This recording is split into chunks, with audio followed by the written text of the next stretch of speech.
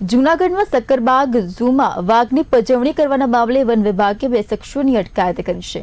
ગત 12 જુલાઈએ કેટલાક પ્રવાસીઓએ વાઘના પાંજરામાં ગમછો ફેંકી તેને હેરાન કર્યો હતો, જેનો વિડીયો સોશિયલ મીડિયામાં વાયરલ થયો હતો। ઘટનાની ગંભીરતાને ધ્યાને લઈ સક્કરબાગ ઝૂ તેમજ નેત્રમ શાખાના સીસીટીવી કેમેરાના આધારે તપાસ હાથ ધરવામાં આવી હતી। તપાસ દરમિયાન પડગરી તાલુકાના ઘોડી ગામના દેવા શિરોડિયા અને બાબુ શિરોડિયાની ઓળખ કરી તેમની અટકાયત કરવામાં આવી છે। બંને સામે વાઇલ્ડ લાઇફ પ્રોટેક્શન એક્ટની વિવિધ કલમો હેઠળ કાયદેસરની કાર્યવાહી પણ હાથ ધરવામાં આવી છે।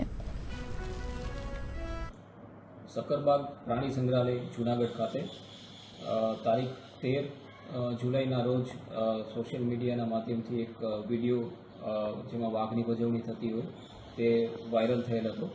તો આ બાબતે તપાસ કરતા તારીખ 12 જુલાઈના રોજ આ વિડીયો ઉતારવામાં આવેલ હોય અને એની વિગતવાર તપાસ કરતા અને ઝૂ ખાતે સીસીટીવી કેમેરા જે છે અને પોલીસની જે નેત્રમ શાખા છે તેની મદદથી આ ગુના સબબે 2 તમોદારને અટકાયત કરવામાં આવેલ છે, જેનું નામ છે શિરોડિયા દેવાભાઈ નાગજીભાઈ, ઉંમર 43, અને શિરોડિયા બાબુલાલ ભીમાભાઈ, ઉંમર 35। બંને તોમતદારો ઘોડીના છે, તાલુકો પડગરી, જિલ્લો રાજકોટ, અને તેઓ તારીખ 12 જુલાઈના રોજ સક્કરબાગ ઝૂની મુલાકાતે આવેલ હતા અને તેમના દ્વારા વાઘની પજવણી કરવામાં આવેલ હતી।